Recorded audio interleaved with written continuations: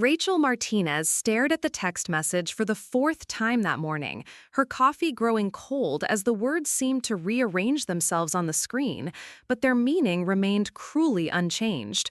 Rachel, I need you to take Emma and Jake. I can't do this anymore. Please call me. But before we jump back in, tell us where you're tuning in from. And if this story touches you, make sure you're subscribed, because tomorrow I've saved something extra special for you. The irony cut deeper than any blade. For 28 years, her mother had drilled one message into her head with relentless consistency. Children were burdens, motherhood was a trap, and Rachel should never, ever have kids because she would inevitably mess them up just like every woman in their family had done before her. Now, that same woman was begging her to take custody of her two youngest children, ages 8 and 10, because she had reached her breaking point. Rachel set her phone down on her granite kitchen counter and looked around her pristine Seattle apartment. Everything was exactly where she had placed it. No toys scattered across the hardwood floors, no crayon marks on the cream-colored walls, no sticky fingerprints on the stainless steel appliances.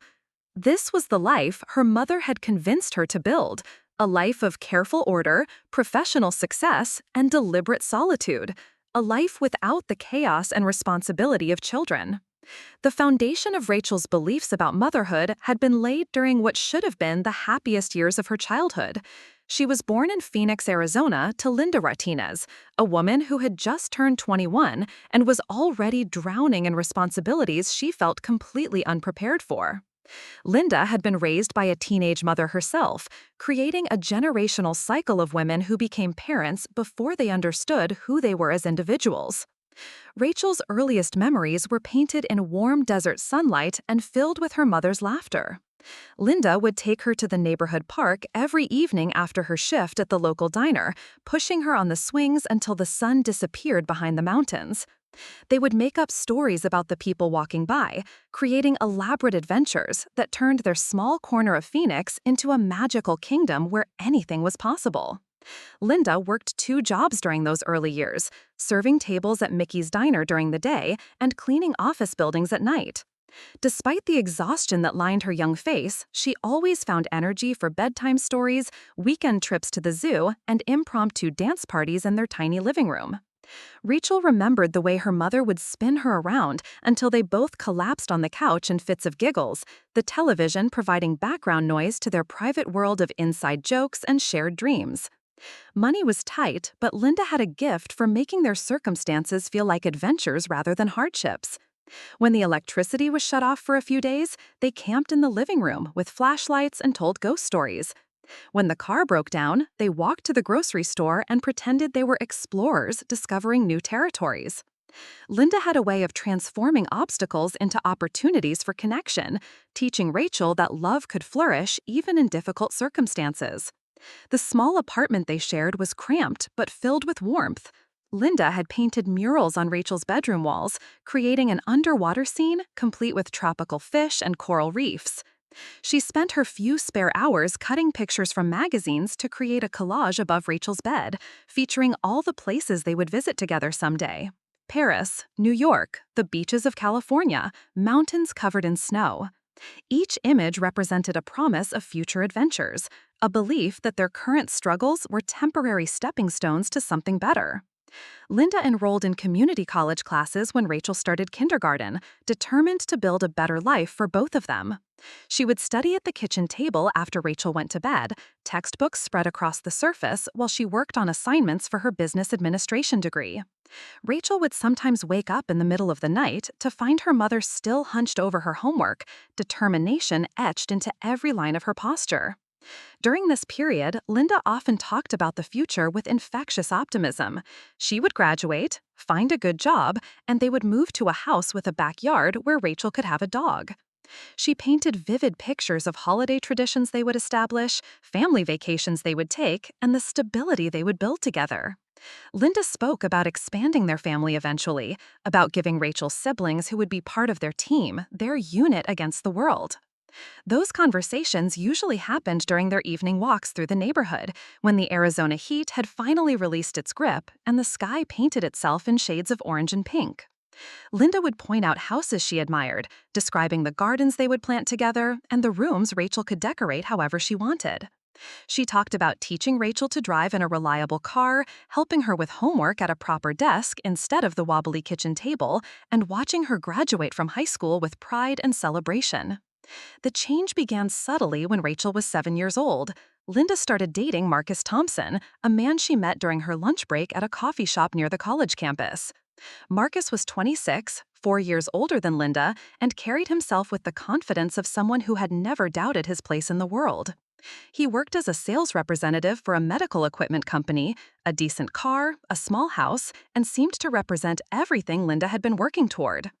At first, Marcus was charming and attentive. He brought flowers for Linda and small gifts for Rachel, showing up at their apartment with takeout from restaurants they could never afford on their own.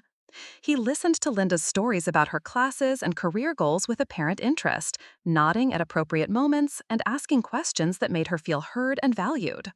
Rachel remembered feeling hopeful that this man might become the father figure she had always wondered about, someone who could join their team and help them achieve the dreams her mother had been working so hard to reach.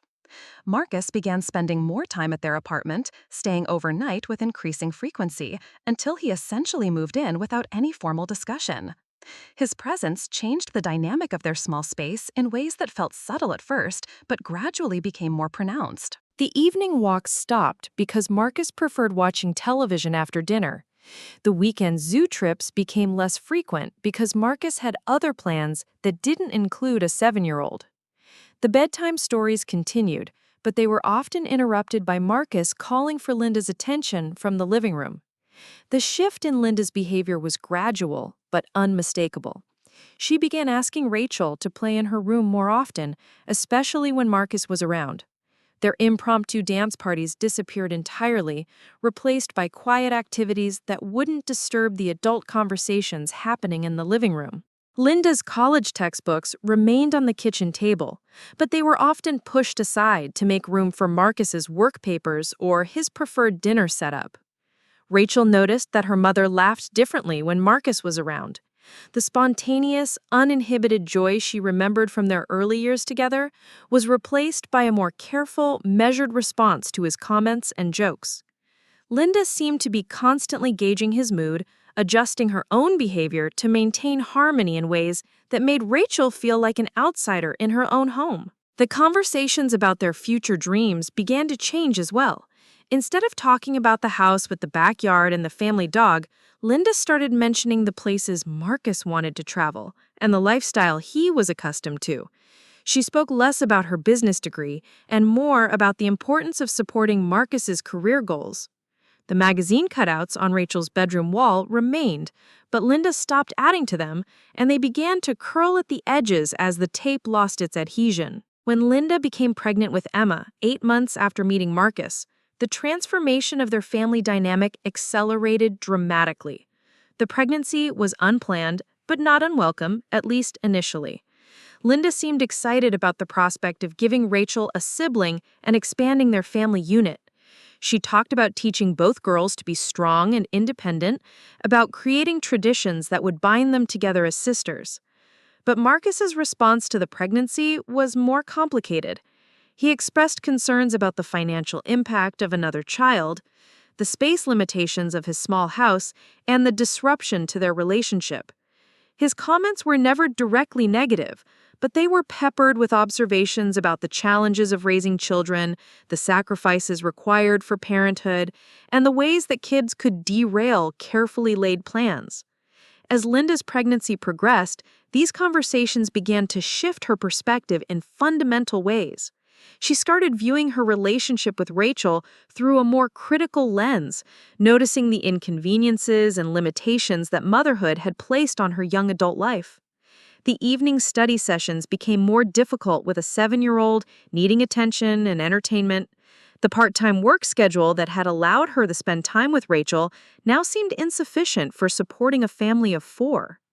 Marcus had a talent for framing his concerns in ways that sounded reasonable and caring. He worried about Linda's ability to handle 2 children while finishing her degree. He questioned whether their current living situation was suitable for a larger family.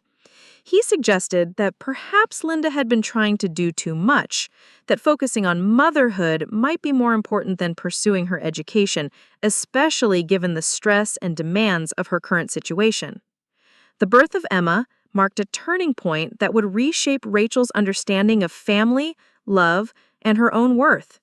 Linda's labor was difficult and prolonged, requiring an emergency cesarean section that left her exhausted and overwhelmed.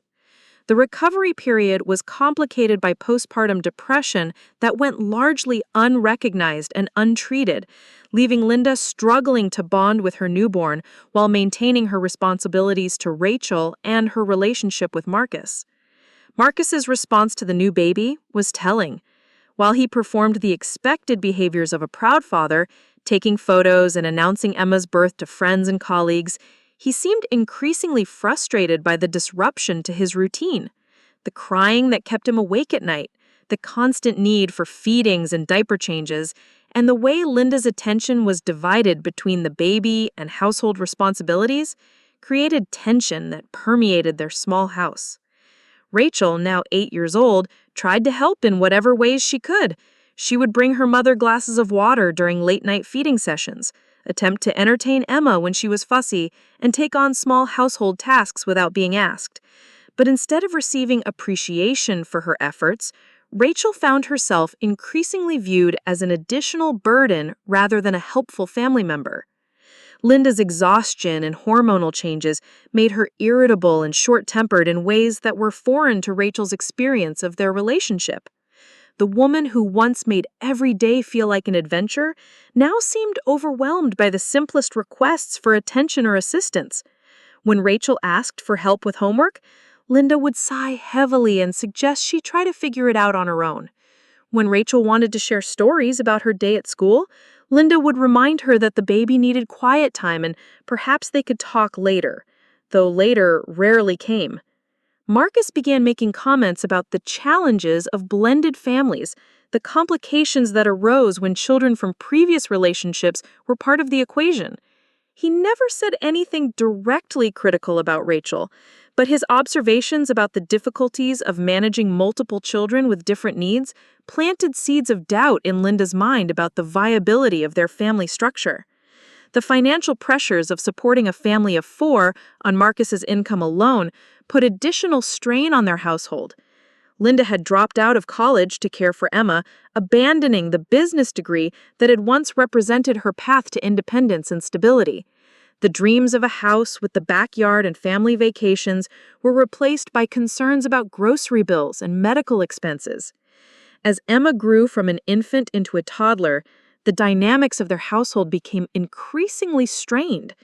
Marcus's frustration with the noise, mess, and chaos of living with children became more apparent.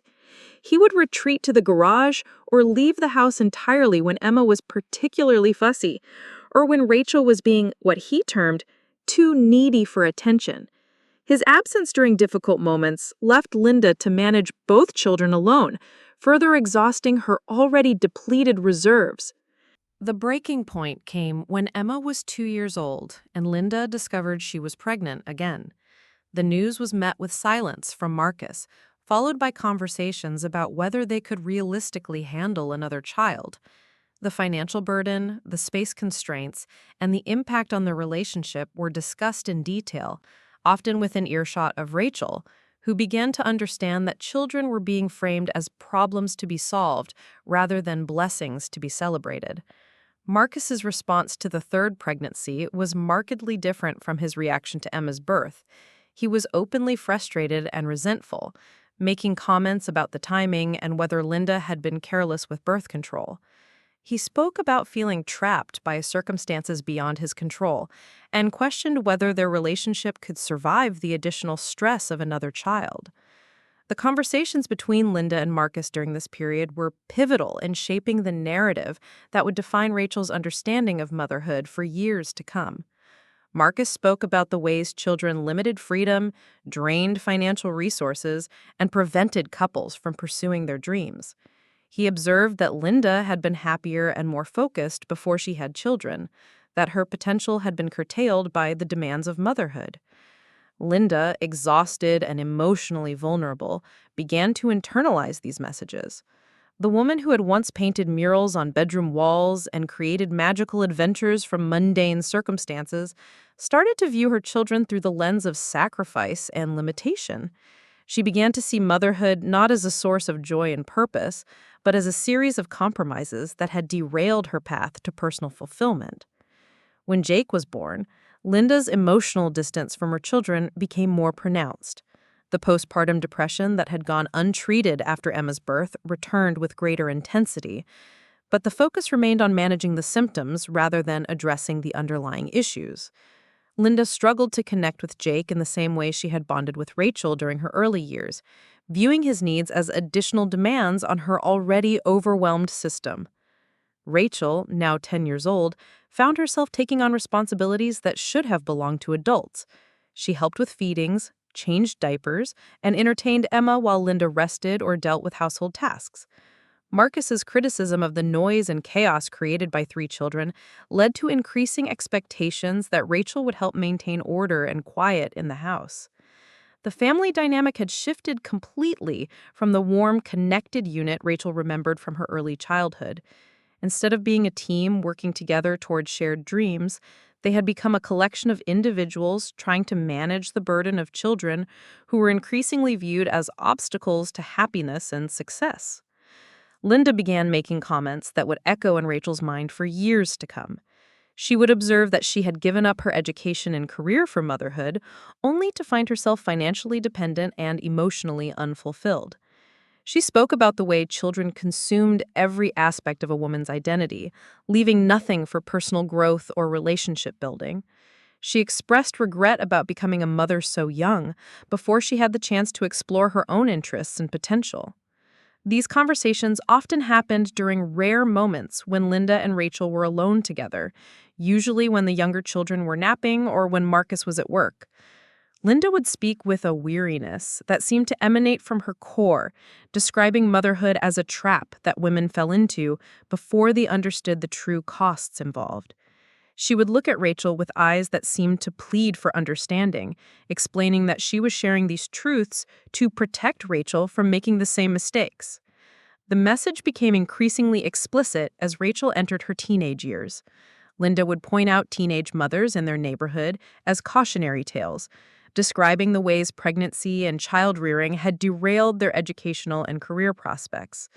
She would share statistics about the financial impact of children on families, the correlation between motherhood and poverty, and the health risks associated with pregnancy and childbirth. Linda's advice to Rachel was consistent and unwavering. Focus on education, build a career, travel and experience life before even considering the possibility of children. She spoke about contraception with an urgency that went beyond typical parental guidance about safe sex, emphasizing the importance of preventing pregnancy at all costs. She encouraged Rachel to think of children as optional rather than inevitable, as choices that should be carefully considered rather than natural progressions of adult relationships. The irony of receiving this advice, while simultaneously helping to raise Emma and Jake, was not lost on Rachel. She could see the exhaustion in her mother's face, the strain in her relationship with Marcus, and the financial pressures that seemed to dominate every family decision. The contrast between Linda's earlier dreams of expansion and adventure and her current reality of limitation and frustration was stark and disturbing. Marcus's influence on these conversations was subtle but significant. He would nod approvingly when Linda shared her warnings about motherhood with Rachel, reinforcing the message that children were burdens rather than blessings. He would add his own observations about the couples they knew who seemed happier and more successful because they had chosen to remain childless, pointing out their nicer homes, more frequent vacations, and greater freedom to pursue personal interests. As Rachel progressed through high school, the messaging about motherhood became even more intense. Linda shared stories about women she knew who had given up promising careers to raise children, only to find themselves divorced and struggling to support their families alone. She spoke about the physical toll of pregnancy and childbirth, the emotional challenges of dealing with difficult children, and the way motherhood could isolate women from their friends and personal interests. The advice was always framed as loving protection, a mother's desire to spare her daughter from the mistakes and sacrifices that had defined her own adult life. She would remind Rachel that she was smart and capable, with unlimited potential, that should not be compromised by the demands of child rearing. She encouraged Rachel to pursue higher education, travel, and establish herself professionally before even considering the possibility of children.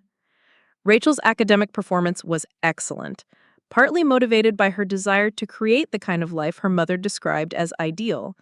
She earned scholarships to attend college, choosing to study business with a focus on marketing and communications. The 4-year degree that Linda had abandoned to care for Emma became Rachel's pathway to the independence and success that had eluded her mother. During college, Rachel's relationships with men were cautious and carefully controlled. The warnings about pregnancy had taken deep root, leading her to be almost paranoid about contraception and to view any relationship that became serious as a potential threat to her carefully planned future. She watched her classmates navigate pregnancies and early marriages with a mixture of sympathy and judgment, seeing their choices as confirmation of her mother's warnings about the dangers of motherhood. Linda continued to reinforce these messages during Rachel's college years, celebrating her academic achievements while simultaneously expressing relief that Rachel was following a different path than she had taken. Their phone conversations often included updates about the challenges Linda was facing with Emma and Jake, now school-aged children with their own complex needs and personalities. Emma had developed behavioral issues that Linda attributed to the stress of their family situation. She was defiant and emotional, requiring constant attention and discipline that left Linda feeling frustrated and incompetent as a parent. Jake was quieter but struggled academically, needing additional support with homework and school projects that Linda felt unprepared to provide. Marcus's relationship with the younger children was complicated and often tense. He had never fully embraced his role as a stepfather to Rachel or as a father figure to Emma and Jake. His frustration with the noise, mess, and expensive children had grown over the years, leading to frequent arguments with Linda about discipline, household rules, and financial priorities. The marriage between Linda and Marcus had deteriorated significantly by the time Rachel graduated from college. They remained together largely for financial reasons and because Linda feared being a single mother of 2 young children. But their relationship was characterized by resentment, criticism, and a shared sense that their lives had not turned out as they had hoped or planned. Rachel's post-college years were spent building exactly the kind of life her mother had encouraged her to pursue. She found a position with a marketing firm in Seattle, moved into a modern apartment in a trendy neighborhood, and began climbing the corporate ladder with determination and focus. Her social life was active but carefully managed, with friendships that revolved around professional networking and recreational activities rather than deep emotional connections. The warnings about motherhood had become so deeply ingrained in Rachel's worldview that she viewed children as obstacles to be avoided rather than possibilities to be considered. She dated men who shared her career-focused priorities, avoiding relationships with anyone who expressed interest in starting a family. When friends began getting married and having children, Rachel often found herself judgmental about their choices, seeing their domestic lives as confirmation of her mother's teachings about the limitations of motherhood. Linda continued to reinforce these perspectives during their regular phone calls.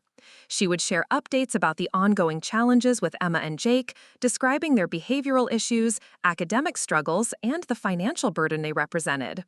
She spoke about feeling trapped by circumstances beyond her control, unable to pursue her own interests or goals because of the constant demands of child-rearing. The conversations often included explicit gratitude that Rachel had made different choices. Linda would tell her how proud she was that Rachel had built an independent life, how relieved she was that Rachel wouldn't experience the same sacrifices and limitations that had defined her own adult years. She would point to Rachel's career success, financial independence, and freedom to travel as evidence that avoiding motherhood had been the right decision. These affirmations felt both validating and disturbing to Rachel. While she appreciated her mother's pride in her achievements, there was something unsettling about the way Linda spoke about Emma and Jake, as if their existence was a burden she bore rather than a source of love and connection. Rachel began to notice that Linda rarely spoke about positive moments with the younger children, focusing instead on the challenges and problems they created. By her late 20s, Rachel had achieved everything her mother had encouraged her to pursue. She had been promoted to senior marketing manager, owned a beautiful apartment, traveled extensively for both work and pleasure, and maintained an active social life filled with professional and personal accomplishments. She had followed her mother's advice to the letter, building a life that prioritized personal fulfillment over family obligations. But the foundation of that life was about to be shaken by a phone call that would force Rachel to confront the contradictions between her mother's advice and her actions, between the warnings about motherhood and the reality of children who needed love and care regardless of the circumstances that had brought them into being. The call came on a Tuesday morning in March, as Rachel was preparing for an important presentation to a potential new client. Linda's voice was shaky and desperate in a way that immediately set Rachel on edge. Emma and Jake were now 8 and 10 years old enough to understand the tension and conflict that had become the dominant characteristics of their household. Marcus had reached his breaking point with family life, issuing an ultimatum that Linda had been dreading for months.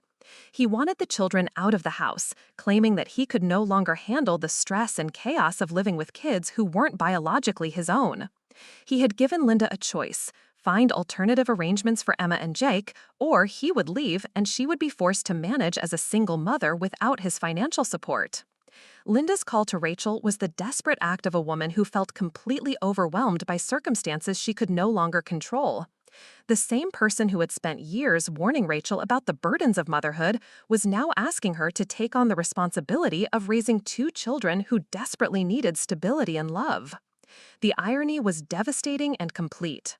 Every warning about the dangers of motherhood, every piece of advice about avoiding the trap of children, every celebration of Rachel's childless life had led to this moment when Linda was forced to acknowledge that her own children had become burdens she could no longer bear. Rachel stared at her phone long after the call had ended, trying to process the magnitude of what her mother was asking. Emma and Jake were not abstract concepts or hypothetical burdens. They were real children with real needs, children who had been shaped by the same toxic environment that had convinced Linda that motherhood was a trap to be avoided.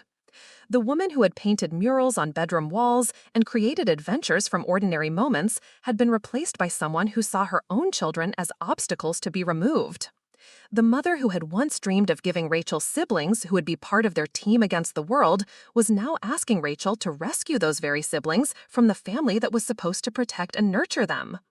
As Rachel sat in her pristine apartment, surrounded by the markers of the successful, childless life her mother had encouraged her to build, she realized that everything she thought she knew about family, motherhood, and love was about to be challenged in ways she had never imagined possible. The second call from Linda came 3 days later, this time with Emma crying audibly in the background and Jake's voice asking when they could go home. The desperation in her mother's voice had intensified, and Rachel could hear the exhaustion of someone who had reached the absolute end of her emotional and physical resources. Marcus had made good on his threat, packing his belongings and moving out of the house, leaving Linda alone with 2 children she felt completely unable to manage. Linda's explanation was fragmented and desperate. She had lost her part-time job at the local grocery store because she could no longer arrange reliable childcare for Emma and Jake.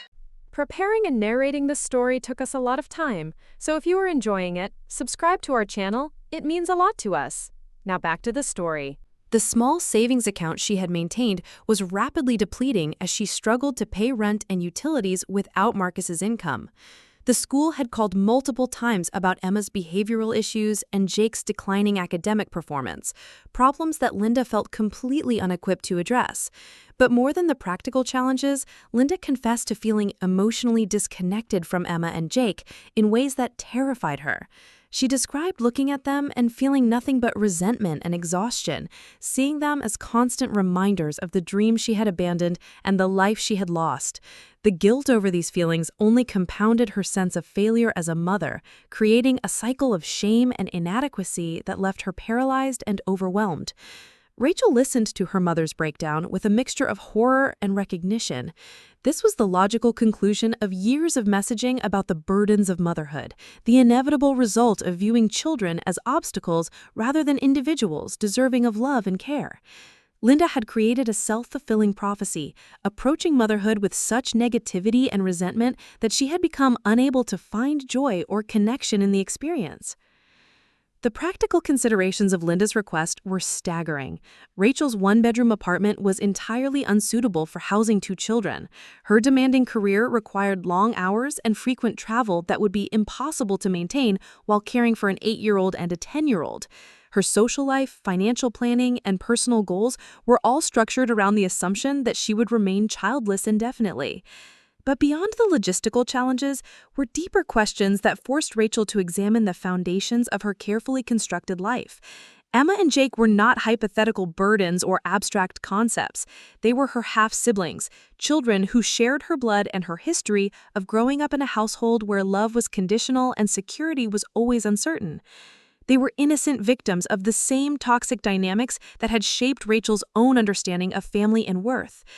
Rachel spent sleepless nights researching the legal requirements for kinship care, the educational resources available for children who had experienced trauma, and the financial support systems that might help her manage the enormous responsibility Linda was asking her to assume.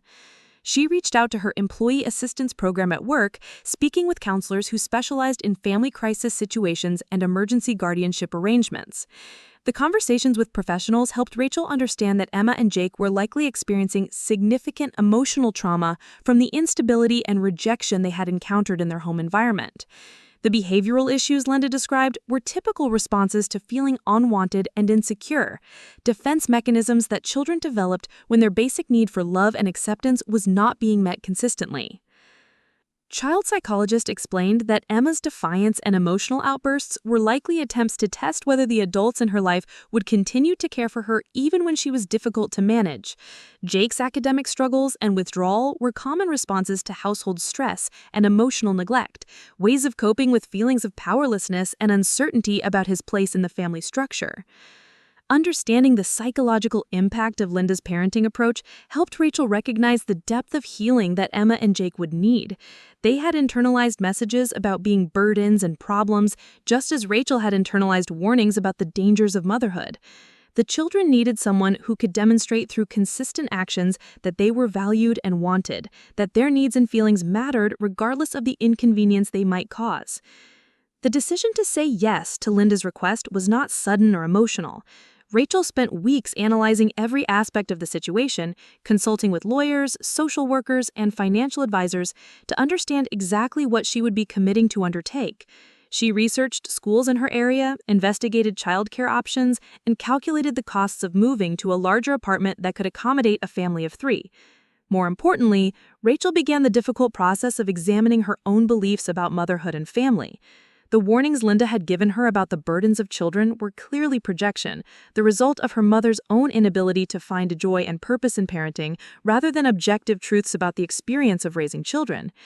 Rachel realized that she had accepted these messages without question, building her entire adult identity around avoiding something she had never actually experienced or explored for herself. The conversation with Linda when Rachel finally gave her answer was both heartbreaking and liberating. Rachel explained that she would take temporary custody of Emma and Jake, but only if Linda agreed to participate in family counseling and parenting classes designed to help her address the underlying issues that had led to this crisis. Rachel was not willing to enable Linda's abandonment of her children, but she was also not prepared to watch Emma and Jake suffer because of her mother's limitations. Linda's response was relief mixed with defensiveness. She agreed to the counseling requirements, but maintained that her struggles with motherhood were proof of the warnings she had given Rachel over the years. She could not see that her negative approach to parenting had created many of the problems she was now unable to manage, that viewing children as burdens had become a self-fulfilling prophecy that damaged both her relationship with Emma and Jake and her own sense of competence as a mother. The legal process of obtaining temporary guardianship was complex and emotionally draining. Rachel had to undergo background checks, home inspections, and interviews with social workers who evaluated her fitness to care for 2 children she barely knew. The irony was not lost on her that she was being scrutinized for her ability to provide the kind of stable and loving home that Linda had failed to create, despite years of warnings about the importance of avoiding the responsibilities of motherhood. Moving from her carefully curated one-bedroom apartment to a three-bedroom rental house felt like stepping into an entirely different life. The silence and order she had maintained for years was replaced by the chaos of helping Emma and Jake adjust to yet another major transition in their young lives. Their belongings fit into a few garbage bags in cardboard boxes, a heartbreaking testament to the lack of stability and security they had experienced. The first weeks were overwhelming in ways Rachel had not anticipated. Emma tested every boundary and rule, seeming determined to prove that Rachel would eventually reject her just as the other adults in her life had done. She would throw tantrums over simple requests, refuse to complete homework, and deliberately make messes that required extensive cleanup. Her behavior was exhausting and frustrating, but Rachel began to recognize it as communication from a child who had learned that negative attention was more reliable than positive affirmation. Jake's approach was different but equally challenging. He was compliant to the point of invisibility, agreeing to everything Rachel asked but seeming emotionally disconnected from his new environment. He would sit quietly in his room for hours, rarely asking for anything or expressing preferences about meals, activities, or arrangements. His withdrawal was concerning, suggesting a child who had learned that his needs and wants were irrelevant to the adults around him. Both children struggled with basic routines that Rachel had assumed would be natural for kids their ages. They had never experienced consistent bedtimes, regular meals, or structured homework time. The household rules that seemed obvious to Rachel, like putting dirty clothes in the hamper and clearing dishes after meals, were foreign concepts that required patient explanation and frequent reminders. The emotional labor of caring for Emma and Jake was more intensive than Rachel had anticipated. Both children needed constant reassurance that they were wanted and valued, that their new living situation was permanent rather than another temporary arrangement that would end when they became too much trouble. They had learned to expect rejection and abandonment, making it difficult for them to trust Rachel's promises about stability and care. Rachel found herself having conversations with Emma and Jake that directly contradicted everything Linda had told her about motherhood. Instead of feeling burdened by their needs, she discovered a sense of purpose and connection that surprised her. Helping Jake with his math homework, listening to Emma practice piano, and creating bedtime routines that made both children feel secure became sources of satisfaction rather than obligation.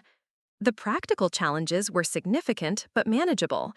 Rachel's employer was understanding about her need for flexible scheduling and the occasional emergency that required her to leave work for school meetings or doctor appointments. Her financial situation was stretched, but not impossible, especially with the child support payments that were eventually established through the court system. More difficult was navigating the relationship with Linda, who alternated between gratitude for Rachel's help and resentment about the changes that were required for her to maintain contact with Emma and Jake. The family counseling sessions were contentious, with Linda struggling to accept responsibility for the emotional damage she had caused through years of treating her children as burdens rather than blessings. The family therapist, Dr. Williams, helped Rachel understand that Linda's approach to motherhood was rooted in her own unresolved trauma from becoming a parent too young without adequate support or preparation. The warnings about children being burdens were Linda's way of trying to protect Rachel from experiencing the same overwhelming feelings of inadequacy and resentment that had defined her own parenting experience. But Dr. Williams also emphasized that understanding Linda's motivations did not excuse the harm she had caused Emma and Jake. Children need to feel wanted and valued, regardless of the circumstances that brought them into being. Linda's inability to separate her own feelings about motherhood from her children's need for unconditional love had created lasting emotional damage that would require years of consistent, positive experiences to heal. Rachel began to see her role not just as a temporary guardian, but as someone who could model a different approach to family relationships. She worked to create an environment where Emma and Jake felt safe to express their emotions, make mistakes, and explore their interests without fear of rejection or abandonment. She celebrated their achievements, supported them through difficulties, and consistently demonstrated that their worth was not dependent on their behavior or convenience. The transformation in both children was gradual but unmistakable. Emma's tantrums decreased as she began to trust that Rachel's care was not conditional on perfect behavior.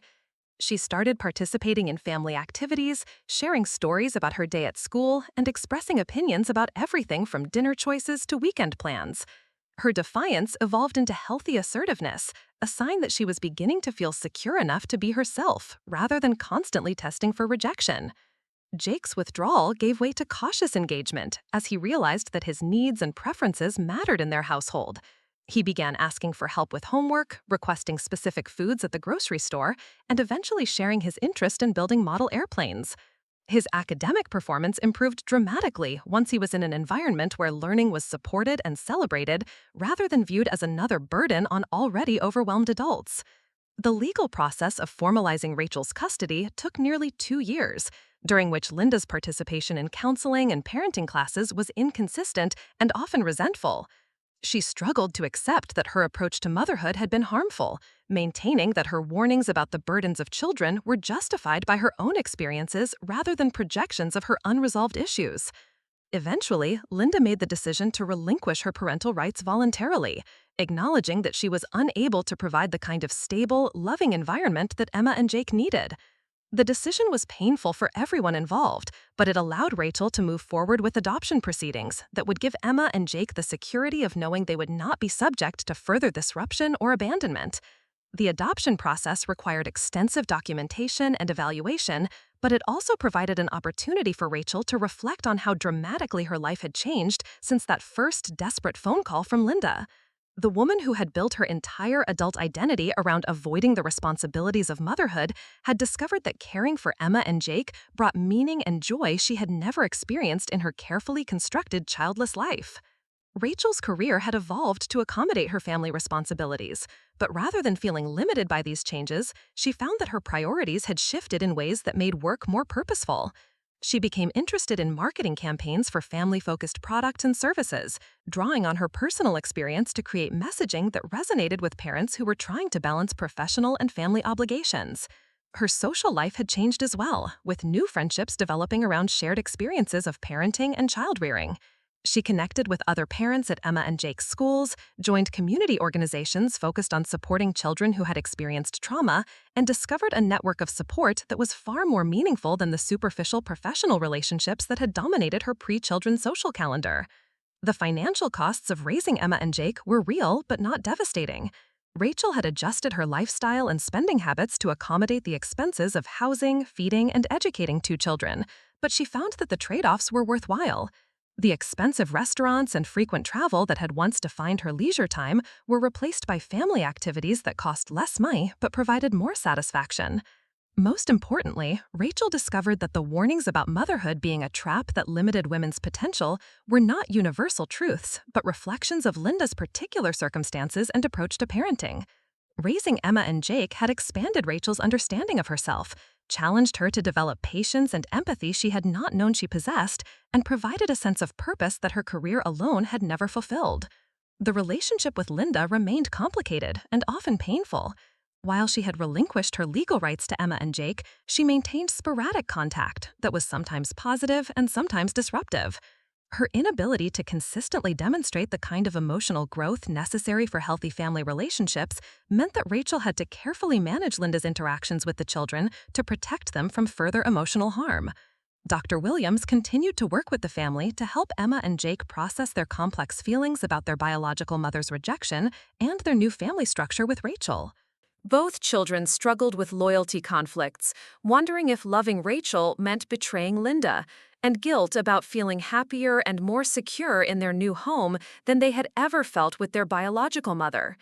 The therapy sessions helped Rachel understand that Emma and Jake would always carry some emotional scars from their early experiences of feeling unwanted and insecure. But they were resilient children who were capable of forming healthy attachments and developing positive self-concepts when they were consistently treated with love and respect. Rachel's job was not to erase their past, but to help them integrate their experiences in ways that promoted healing and growth. By the time Emma reached middle school and Jake entered high school, their family had found a rhythm that felt natural and sustainable. Rachel had learned to balance the demands of single parenting with her professional responsibilities and personal needs. The children had developed confidence in their worth and security in their relationship with Rachel, allowing them to explore their interests and develop their identities without the fear and anxiety that had characterized their early years. The transformation was not just in Emma and Jake, but in Rachel herself. The woman who had spent her 20s avoiding any situation that might lead to unexpected responsibility had become someone who embraced the daily challenges and rewards of raising two children who had needed someone to believe in their potential. She had discovered that motherhood, approached with intention and commitment, was not a limitation but an expansion of her capacity for love, growth, and purpose. The irony of her mother's warnings was not lost on Rachel. Linda had spent years convincing her that children would destroy her dreams and limit her potential, only to abandon her own children when the responsibilities became overwhelming. Rachel had discovered that caring for Emma and Jake had not destroyed her dreams, but had given her new dreams that were more meaningful and fulfilling than anything she had imagined during her childless years. The legal adoption was finalized on a sunny Thursday in June, with Emma and Jake sitting beside Rachel in the courtroom as the judge officially recognized what had been true in their hearts for years. They were a family, not because of biological connections or legal documents, but because they had chosen each other and committed to building a life together based on love, respect, and mutual support. As they left the courthouse, Emma asked if they could call Linda to tell her about the adoption. Rachel hesitated, knowing that such calls often ended in disappointment when Linda's response was less enthusiastic than the children hoped. But Jake pointed out that Linda was still their biological mother, and they wanted to share their happiness even if she might not fully understand or celebrate it. The conversation was brief and awkward, with Linda offering congratulations that sounded forced and quickly changing the subject to her own struggles with employment and housing. But Emma and Jake seemed satisfied with having shared their news, and Rachel realized that they were learning to manage their expectations about Linda's emotional availability while still maintaining a connection that honored their shared history. That evening, as Rachel helped Emma with her homework and listened to Jake practice guitar, she reflected on the journey that had brought them together. The frightened woman who had received that first desperate phone call had been replaced by someone who had discovered strengths and capacities she had never known she possessed. The children who had been viewed as burdens by their biological mother had become the center of a loving family that celebrated their uniqueness and supported their growth. The transformation had not been easy or automatic. There had been sleepless nights, financial stress, and moments of doubt when Rachel wondered if she had made the right decision.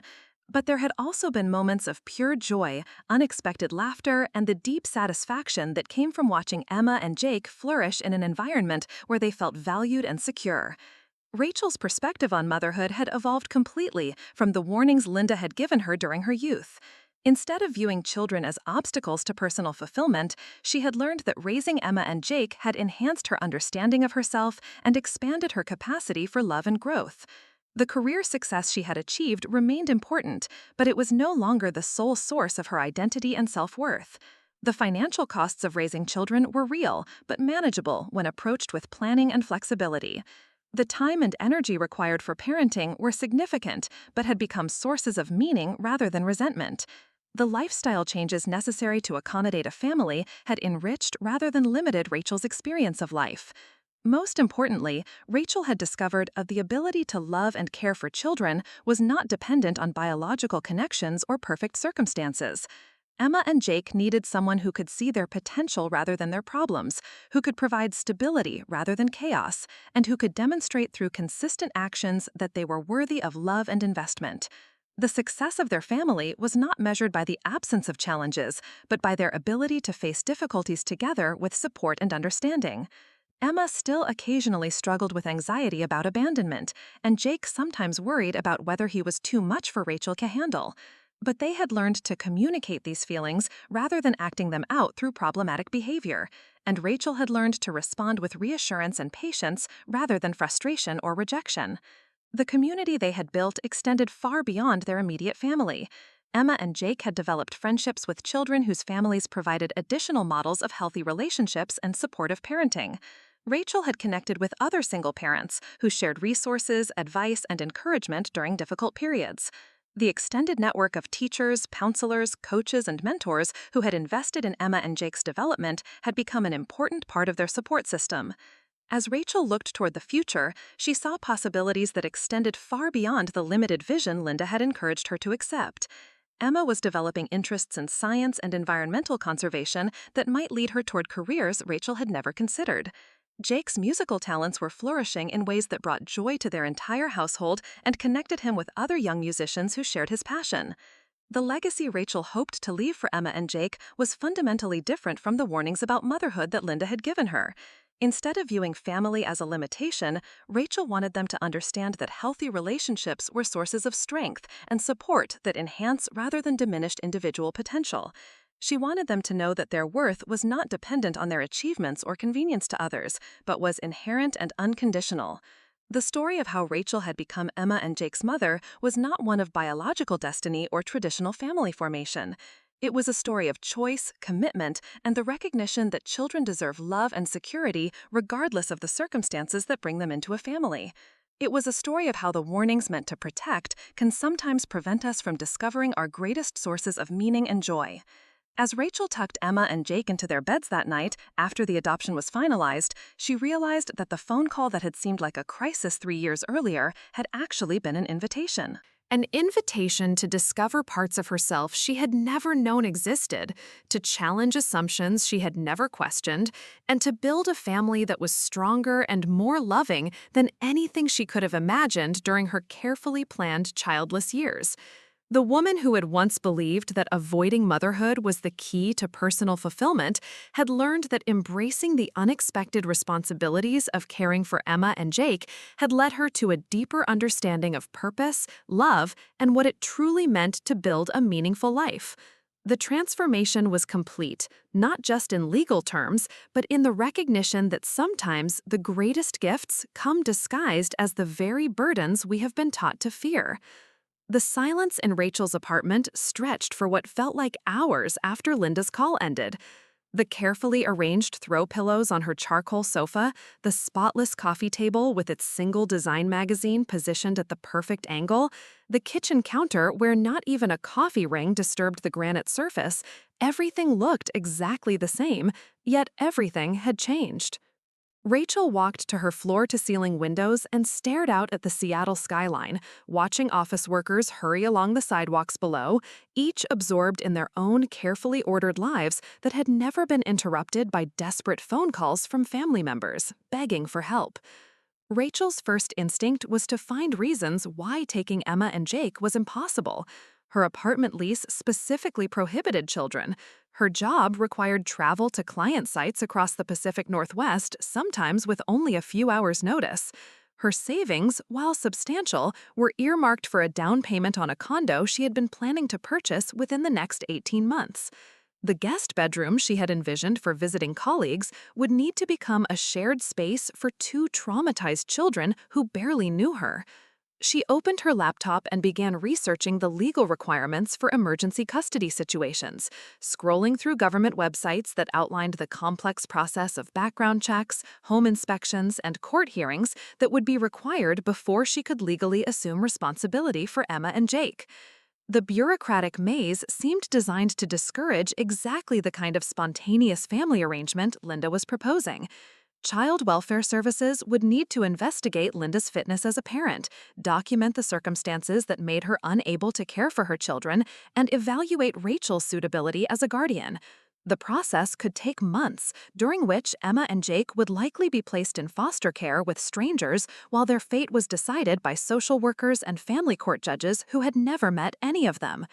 Rachel called her attorney, Janet Morrison, who specialized in family law and had handled Rachel's estate planning when she purchased her apartment. Janet listened to the situation with professional detachment, asking clarifying questions about Linda's legal status as the children's mother, Marcus's role in their lives, and Rachel's relationship to Emma and Jake as their half-sister. The legal landscape was complicated by the fact that Marcus had never formally adopted Emma and Jake, despite living with them for most of their lives. This meant he had no legal obligation to continue supporting them, but it also meant that Linda retained full parental rights and could theoretically change her mind about the custody arrangement at any time. Rachel would need to petition for temporary guardianship, a process that required Linda's voluntary relinquishment of her parental responsibilities and proof that Rachel could provide a stable home environment. Janet outlined the steps Rachel would need to take if she decided to move forward. Emergency custody hearings could be scheduled within a week if the situation was deemed urgent enough to warrant immediate intervention. Rachel would need to undergo fingerprinting, background checks, and interviews with Child Protective Services. Her home would be inspected to ensure it met safety standards for housing children. References from employers, friends, and community members would be required to establish her character and stability. The financial implications were staggering when laid out in concrete terms. Janet estimated that the legal fees alone would cost between $8,000 and $12,000, not including the ongoing expenses of housing, feeding, clothing, and educating 2 children. Rachel would need to move to a larger apartment immediately, purchase furniture for 2 bedrooms, enroll Emma and Jake in new schools, and arrange for after-school care that would accommodate her work schedule. Health insurance coverage would need to be extended to include Emma and Jake, a change that would require Rachel to upgrade to a family plan that cost nearly 3 times her current premium. Dental care, vision care, and mental health services would all become new line items in her budget. The children would need clothing for different seasons, school supplies, sports equipment, and the 1,000 small expenses that parents absorb without thinking twice.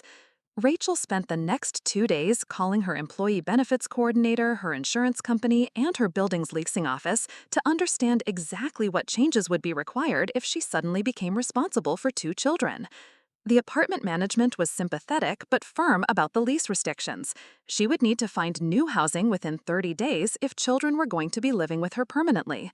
The housing market in Seattle was competitive and expensive, particularly for rentals large enough to accommodate a family of 3. Rachel spent hours scrolling through listings for 3-bedroom apartments, calculating the increase in monthly expenses, and trying to find something within a reasonable distance of decent schools. The properties that met her criteria were either prohibitively expensive or located in neighborhoods that would require Emma and Jake to change schools yet again, adding another layer of disruption to their already unstable lives. Work presented another set of challenges that Rachel had not fully considered during Linda's initial phone call. Her position as senior marketing manager required attendance at client meetings, industry conferences, and strategy sessions that often ran late into the evening. The flexibility to travel on short notice and work extended hours had been instrumental in her rapid advancement within the company, but it would be impossible to maintain with 2 school-aged children who need consistent supervision and support. Rachel scheduled a meeting with her supervisor, David Chen, to discuss potential modifications to her role that would allow her to take on family responsibilities. David was understanding but realistic about the company faced. The marketing team was already stretched thin, and Rachel's accounts required the kind of personal attention that was difficult to provide with limited availability. They explored options for reducing Rachel's travel requirements, shifting some of her client relationships to other team members, and creating a more predictable schedule that would allow her to be home in the evenings and available during school hours when necessary. The modifications were possible, but would likely impact Rachel's trajectory within the company and potentially affect her next performance review and salary increase. The conversation forced Rachel to confront the reality that taking custody of Emma and Jake would require sacrifices beyond the immediate financial and logistical challenges. The career she had built with such focus and determination would need to be restructured around the needs of 2 children who had already experienced too much instability and disappointment from the adults in their lives. 3 days after Linda's initial call, Rachel drove to Phoenix to see Emma and Jake in person and assess their living situation firsthand. The house where Linda had been staying with the children was a small rental in a neighborhood that showed signs of economic decline. The lawn was brown and overgrown, the paint on the exterior walls was peeling, and several windows were covered with cardboard instead of glass. Linda met Rachel at the door, looking exhausted and defensive. She had lost weight since their last visit, and her clothes hung loosely on her frame. The house was cluttered with boxes and bags, evidence of Marcus's recent departure and Linda's inability to maintain order in the chaos of single parenting. Dishes were stacked in the sink, laundry was piled on the furniture, and the overall atmosphere was one of barely controlled desperation. Emma and Jake were watching television in the living room when Rachel arrived, but they seemed subdued and anxious rather than engaged with the program. Emma looked up when Rachel entered but didn't smile or acknowledge her presence beyond a polite nod. Jake continued staring at the screen as if the cartoon characters could provide some escape from the tension that permeated the house. Rachel spent several hours observing the family dynamics and talking with Emma and Jake about their understanding of the situation. Emma, now 8 years old, was old enough to comprehend that their family was falling apart, but young enough to blame herself for the problems. She asked Rachel directly if she was in trouble, if she had done something wrong that made Marcus leave and made their mother unable to take care of them anymore. Jake, at 10 years old, had developed a shell of emotional protection that made him difficult to reach. He answered Rachel's questions with single words or shrugs, giving no indication of his feelings about the potential custody change or his preferences about where he wanted to live. His withdrawal was concerning, suggesting a child who had learned that expressing needs or emotions only led to disappointment and rejection. Linda alternated between expressing gratitude for Rachel's willingness to help and defending her decision to seek alternative care for Emma and Jake. She insisted that her struggles with motherhood were evidence of the warnings she had given Rachel over the years, proof that children inevitably become burdens that overwhelmed their parents' capacity to cope. She could not see that her negative approach to parenting had created many of the problems she was now using to justify her inability to continue caring for her children. The conversation about the custody arrangement was difficult and emotional. Linda wanted Rachel to take Emma and Jake immediately, arguing that the current living situation was unstable and harmful to everyone involved. But Rachel insisted on following proper legal procedures, both to protect herself and to ensure that Emma and Jake's transition would be handled with appropriate oversight and support. Linda's response to Rachel's insistence on legal formalities was frustration and resentment. She accused Rachel of making the situation more complicated than necessary, of prioritizing bureaucratic procedures over the immediate needs of children who were suffering in their current environment. She suggested that Rachel's hesitation revealed her lack of true commitment to helping, that someone who really cared about Emma and Jake would simply take them without worrying about paperwork and official approvals. Rachel recognized the manipulation in Linda's arguments, but also understood the genuine desperation behind them. Linda was drowning in circumstances she felt unable to control, and Rachel's measured approach to the custody transfer felt like abandonment to someone who needed immediate rescue. But Rachel had learned from watching Linda's impulsive decisions over the years that good intentions without proper planning often led to worse outcomes than taking time to consider all the implications of major life changes. The visit concluded with Rachel promising to begin the legal process immediately upon returning to Seattle, with the goal of obtaining temporary custody within 2 weeks. Linda would need to cooperate with social services investigations and attend court hearings to formalize the arrangement. Emma and Jake would remain in Phoenix temporarily, but would be prepared for the transition to Seattle once Rachel had secured appropriate housing and completed the necessary legal requirements. Emma's response to learning about the custody plan was a mixture of hope and skepticism. She asked Rachel repeatedly if she was sure she wanted them, if she understood how much trouble they could be, and if she would change her mind when things got difficult. Her questions revealed the depth of rejection she had internalized from Linda's approach to motherhood and Marcus's abandonment of their family. Jake's reaction was harder to interpret, but he did ask Rachel practical questions about where they would live and whether they would be able to keep their belongings. His focus on logistical details suggested a child who had learned to protect himself emotionally by concentrating on concrete realities rather than hoping for emotional connection that might not materialize.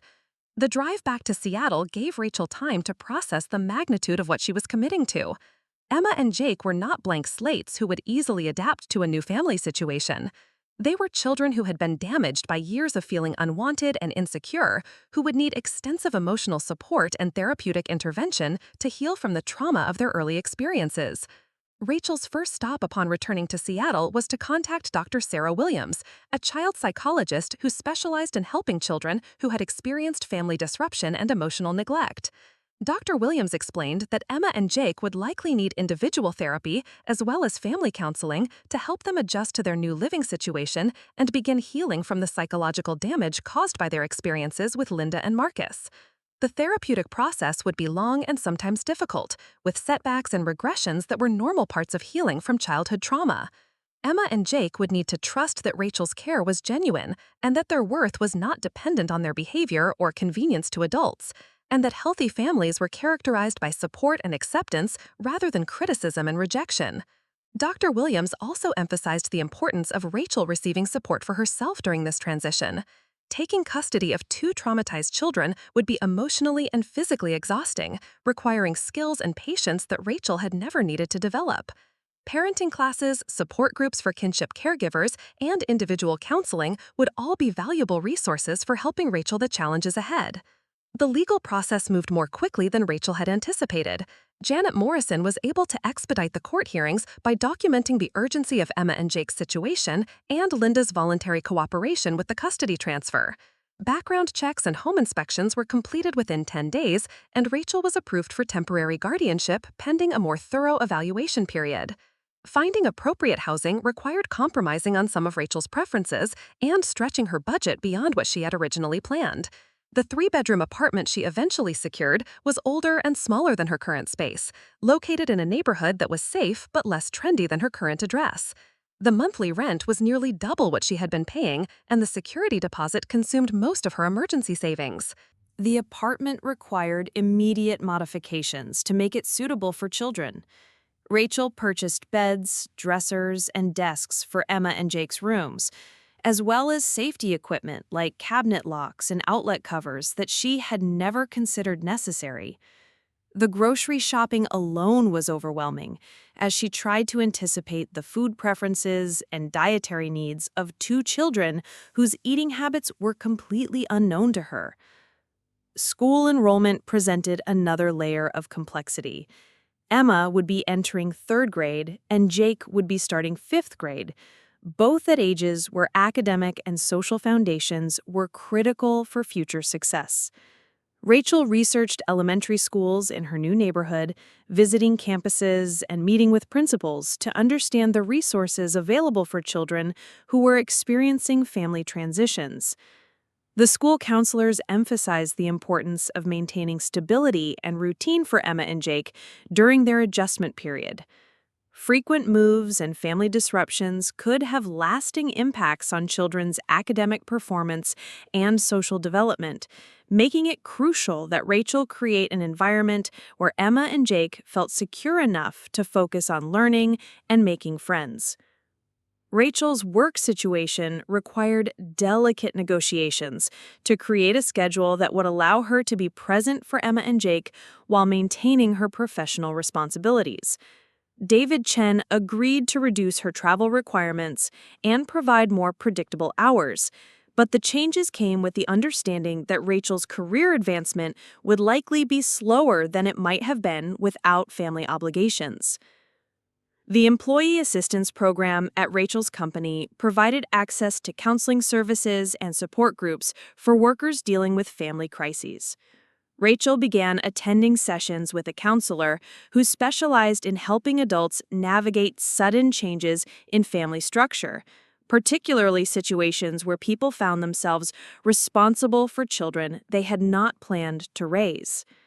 These counseling sessions helped Rachel understand that her feelings of being overwhelmed and unprepared were normal responses to an abnormal situation. The life she had built around professional success and personal independence was being completely restructured around the needs of two children who required attention, support, and consistency that would challenge every assumption she had made about her priorities and capabilities. The week before Emma and Jake's move to Seattle, Rachel traveled to Phoenix again to help them pack their belongings and prepare for the transition. The process was heartbreaking, as it became clear that their possessions could fit into a few boxes and suitcases. They had never owned bikes, had minimal clothing, and possessed few toys or books that showed evidence of being cherished or well used. Linda's emotional state during this final visit was volatile and unpredictable. She alternated between clinging to Emma and Jake, expressing regret about the custody arrangement, and criticizing Rachel's plans for their care. She questioned whether Rachel understood the magnitude of what she was taking on, whether she would have patience for Emma's emotional outbursts and Jake's academic struggles, and whether she would maintain contact with Linda as the children's biological mother. The custody transfer itself was conducted at the family court in Phoenix, with social workers present to ensure that Emma and Jake understood what was happening and had opportunities to express their feelings about the arrangement. Emma cried during the proceedings, torn between relief at leaving an unstable situation and sadness at being separated from the only mother she had ever known, despite Linda's limitations. Jake remained stoic throughout the court hearing, but Rachel noticed that he stayed close to Emma and held her hand during the more formal moments of the proceedings. His protective behavior toward his younger sister suggested emotional depth that he kept carefully hidden, a survival mechanism that had helped him cope with years of household chaos and uncertainty. The drive from Phoenix to Seattle took 2 days, with an overnight stop in Portland that allowed Emma and Jake to adjust gradually to their new circumstances. Rachel had planned activities and conversations that would help them feel more comfortable with her, but both children were quiet and subdued during most of the journey. Emma asked questions about their new school, their new neighborhood, and whether they would be able to visit Linda. Her concerns were practical, but also revealed anxiety about whether this new arrangement would be permanent or just another temporary solution to problems the adults in her life seemed unable to resolve permanently. Jake focused on the landscape outside the car windows, occasionally pointing out landmarks or animals to Emma, but rarely engaging directly with Rachel. His emotional distance was concerning, but also understandable given his history of disappointment with adult caregivers who had proven unreliable or rejecting. The arrival at their new apartment in Seattle marked the beginning of a new phase of life for all three of them. Rachel had spent days arranging Emma and Jake's bedrooms, trying to create spaces that felt welcoming and personal despite her limited knowledge of their preferences and interests. She had purchased basic clothing and what she hoped were the right sizes, school supplies for the upcoming semester, and toys and books that seemed age-appropriate. Emma's reaction to her new bedroom was cautiously positive. She examined the furniture, the curtains Rachel had chosen, and the small collection of stuffed animals and books that had been arranged on her dresser. She asked if she could rearrange things if she wanted to, a question that revealed both interest in making the space her own and uncertainty about whether she would be allowed to have preferences about her environment. Jake's response to his room was more reserved, but he did spend time examining the desk Rachel had set up and the basketball hoop she had mounted on the back of his door. He asked practical questions about how things worked, where he should put his clothes, and what the rules were about using the space. His focus on structure and expectations suggested a child who had learned to navigate new situations by understanding boundaries and requirements, rather than assuming acceptance and belonging. The first week in their new home was challenging for everyone. Emma tested limits constantly, seemingly determined to discover whether Rachel's patience and acceptance were genuine or conditional on good behavior. She refused to eat meals Rachel had prepared, had tantrums over simple requests like putting dirty clothes in the hamper, and woke up crying from nightmares that left her frightened and disoriented. Jake's approach was different, but equally demanding. He was compliant to the point of invisibility, agreeing to everything Rachel suggested, but showing no enthusiasm or personal investment in their new routines. He would sit quietly in his room for hours, rarely asking for anything or expressing preferences about activities or arrangements. Both children struggled with basic routines that Rachel had assumed would be natural for kids their ages. They had never experienced consistent bedtimes, regular meals, or structured homework time. The rules that seemed obvious to Rachel were foreign concepts that required patient explanation and frequent reminders.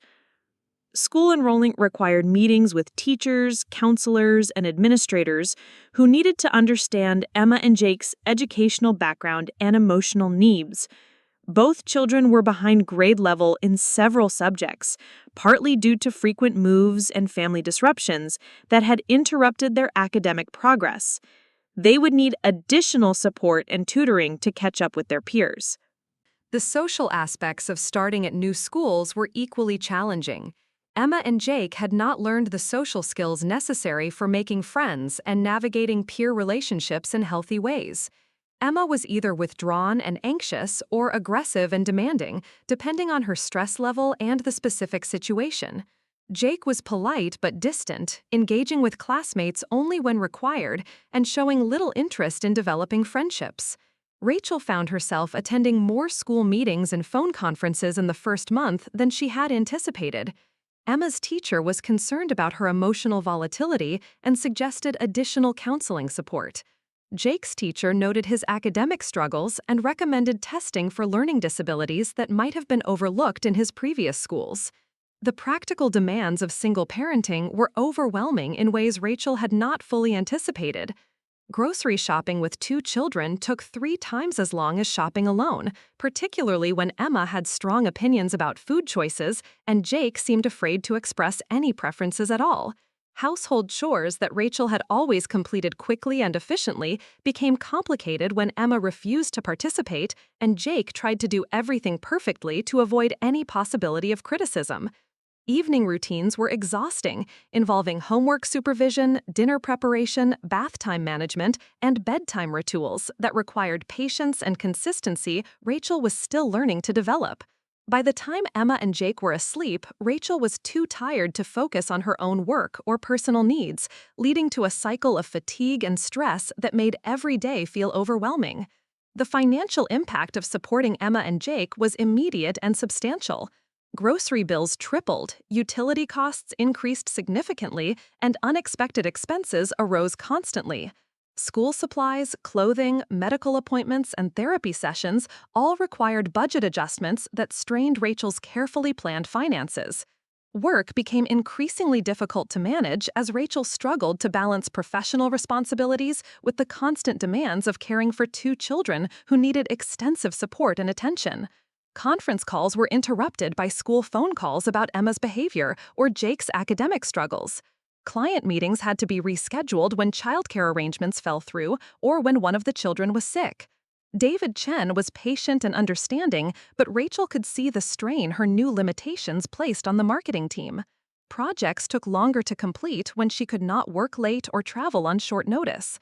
Client relationships suffered when she was less available for the kind of personal attention that had distinguished her work in the past. The support systems Rachel had assumed would be available proved more limited than she had hoped. Extended family members offered occasional help but were uncomfortable with the chaos and emotional intensity that Emma and Jake brought to family gatherings. Friends who had no children struggled to understand the magnitude of Rachel's new responsibilities and gradually reduced their social contact as her availability became increasingly unpredictable. Childcare was expensive and difficult to arrange for children who had behavioral challenges and special emotional needs. Many daycare providers were not equipped to handle Emma's tantrums or Jake's withdrawal, leading to a series of failed arrangements that left Rachel scrambling to find supervision for the children while she worked. After-school programs were available, but required application processes and waiting lists that made immediate enrollment impossible. Rachel found herself relying on a patchwork of babysitters, neighbors, and emergency care arrangements that provided supervision but little consistency or emotional support for Emma and Jake. The therapeutic system Dr. Williams had recommended began slowly, with individual sessions for both children and family counseling sessions that included Rachel. Emma was resistant to therapy initially, viewing it as evidence that she was broken or bad rather than a support for healing from difficult experiences. Jake participated in sessions but remained emotionally guarded, answering questions but revealing little about his inner thoughts or feelings. Dr. Williams explained that Emma and Jake's responses were typical for children who had experienced emotional neglect and family instability. They had learned to protect themselves by either fighting against new situations or complying without emotional investment, strategies that had helped them survive but now prevented them from forming the healthy attachments necessary for healing and growth.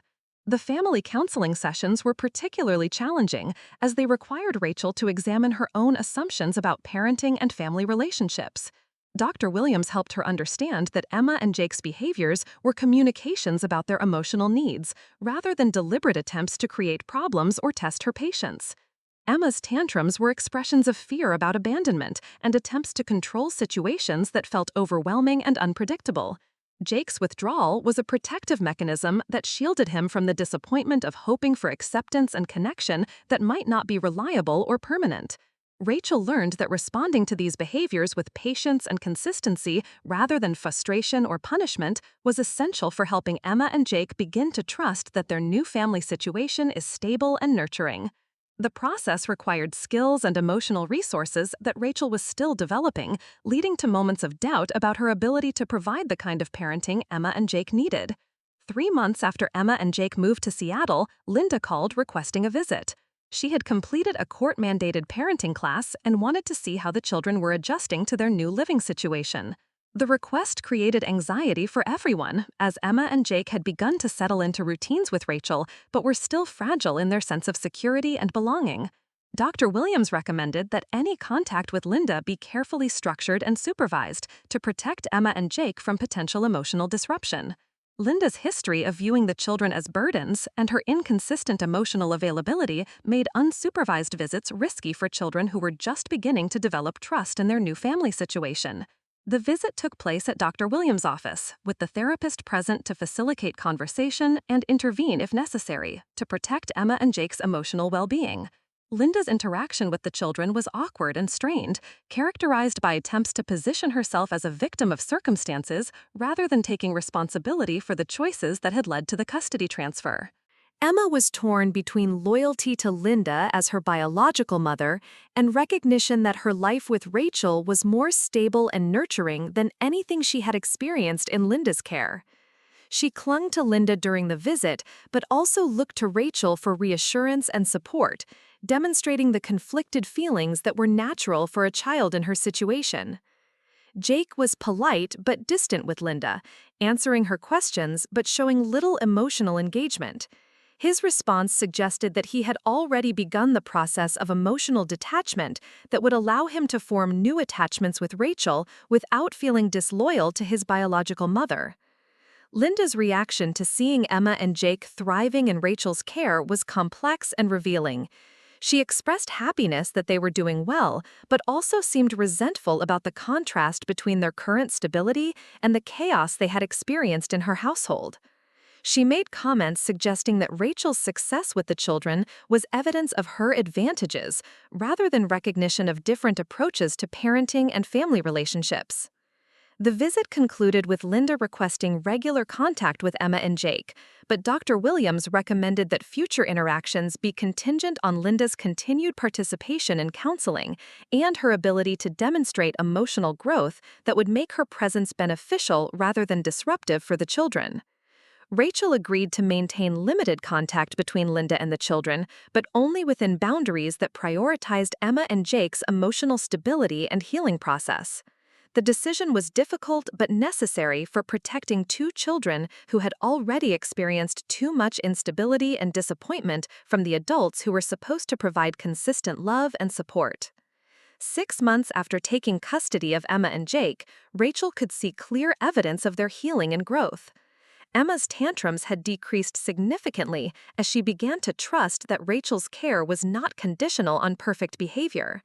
She started participating in family activities, sharing stories about her day at school, and expressing opinions about everything from dinner choices to weekend plans. Jake's withdrawal gave way to cautious engagement as he realized that his needs and preferences mattered in their household. He began asking for help with homework, requesting specific foods at the grocery store, and eventually sharing his interest in model airplanes and science fiction books. Both children's academic performance improved dramatically once they were in an environment where learning was supported and celebrated rather than viewed as another burden on already overwhelmed adults. Their teachers noted significant progress in both academic skills and social development as Emma and Jake gained confidence in their worth and security in their family situation. The transformation was not just in Emma and Jake, but in Rachel herself. The woman who had spent her 20s avoiding any situation that might lead to unexpected responsibility had become someone who embraced the daily challenges and rewards of raising two children who needed someone to believe in their potential. Rachel's perspective on success had evolved from a narrow focus on professional achievement to a broader understanding of fulfillment that included the deep satisfaction of watching Emma and Jake flourish under her care. The career advancement she had once prioritized remained important, but it was no longer the sole source of her identity and self-worth. The financial costs of raising Emma and Jake were substantial, but manageable with careful planning and lifestyle adjustments. The time and energy required for parenting were significant but had become sources of meaning rather than resentment. The changes necessary to accommodate a family had enriched rather than limited Rachel's experience of life. Most importantly, Rachel had discovered that the ability to love and care for children was not dependent on biological connections or perfect circumstances. Emma and Jake had needed someone who could see their potential rather than their problems, who could provide stability rather than chaos, and who could demonstrate through consistent actions that they were worthy of love and investment. The legal process of formalizing Rachel's custody was moving toward permanent adoption, a step that would give Emma and Jake the security of knowing they would not be subject to further disruption or abandonment. The paperwork was complex and the waiting periods were lengthy, but the outcome seemed certain given Emma and Jake's obvious improvement under Rachel's care and Linda's continued inability to demonstrate the emotional growth necessary for healthy parenting. As Rachel looked toward the future, she saw possibilities that extended far beyond the limited vision Linda had encouraged her to accept. Emma was developing interests in art and science that might lead her toward careers Rachel had never considered. Jake's academic abilities were flourishing in ways that brought pride to their entire household and connected him with teachers who recognized his potential. The legacy Rachel hoped to create for Emma and Jake was fundamentally different from the warnings about motherhood that Linda had given her. Instead of viewing family as a limitation, Rachel wanted them to understand that healthy relationships were sources of strength and support that enhance rather than diminished individual potential. The story of how Rachel had become Emma and Jake's mother was not one of biological destiny or traditional family formation. It was a story of choice, commitment, and the recognition that children deserve love and security regardless of the circumstances that bring them into a family.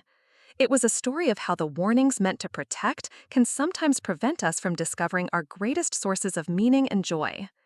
The woman who had once believed avoiding motherhood was the key to personal fulfillment had learned that embracing the unexpected responsibilities of caring for Emma and Jake had led her to a deeper understanding of purpose, love, and what it truly meant to build a meaningful life.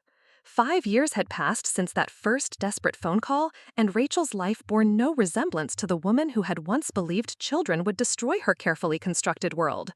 She stood in the kitchen of their suburban home, watching Emma practice violin while Jake worked on his science fair project at the dining room table. The sound of Emma's improving technique, mixed with Jake's excited explanations about renewable energy, created a symphony of normalcy that would have been unimaginable during those first chaotic months. The house they now called home was a far cry from Rachel's sterile downtown apartment. Art projects covered the refrigerator, sporting equipment cluttered the garage, and every room showed evidence of a family that actually lived and laughed together. Rachel had discovered that the mess and noise she had once feared were actually signs of children who felt secure enough to express themselves, to take up space, to believe they belonged. Emma had blossomed into a confident 13-year-old who spoke passionately about environmental science and social justice.